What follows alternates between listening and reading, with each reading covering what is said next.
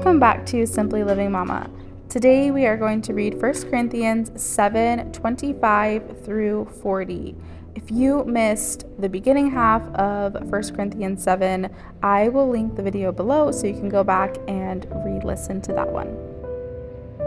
Grab your Bibles, go grab a cup of tea, start a little laundry, or do the dishes, and let's dig in. Now about virgins. I have no command from the Lord, but I give a judgment as one who by the Lord's mercy is trustworthy.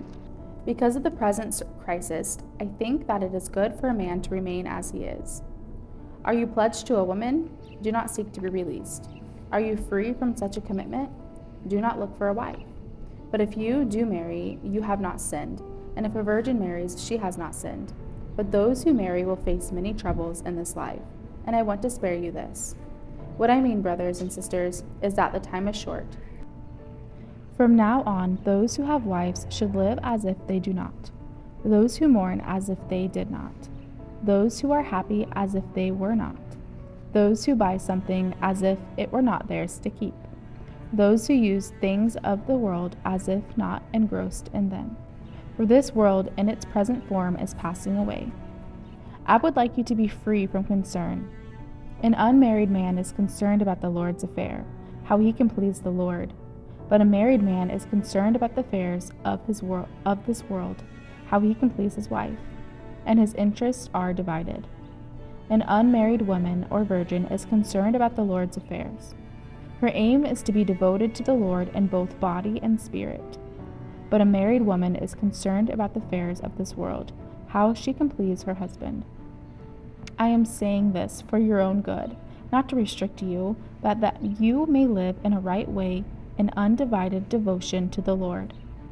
If anyone is worried that he might not be acting honorably towards the virgin he is engaged to, and if his passions are too strong and he feels he ought to marry, he should do as he wants. He is not sinning. They should get married.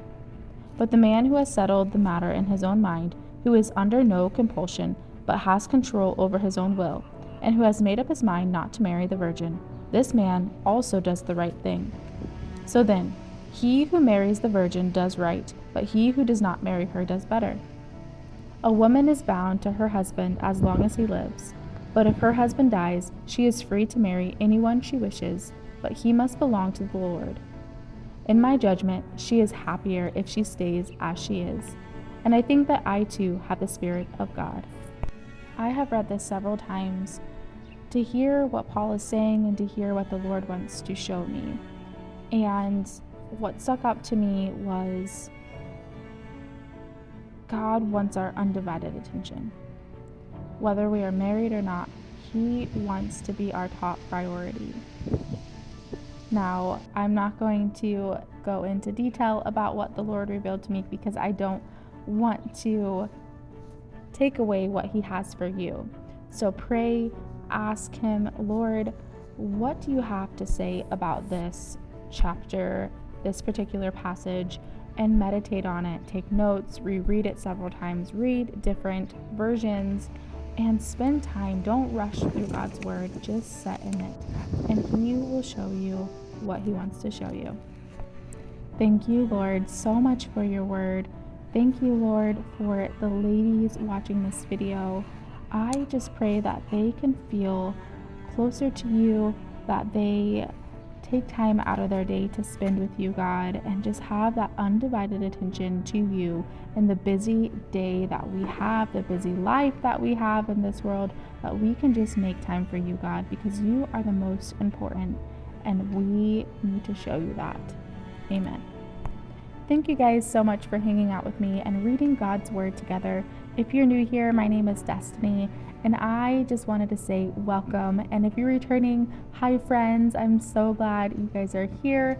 I would love, if you haven't already, if you could hit the subscribe button. It helps my family out so much, and it just also notifies you when I upload the next video with God's Word and just with our life. I share homemaking, homeschooling, a little bit of suburban homesteading, and God in the midst of my life. I'll catch you on the next one.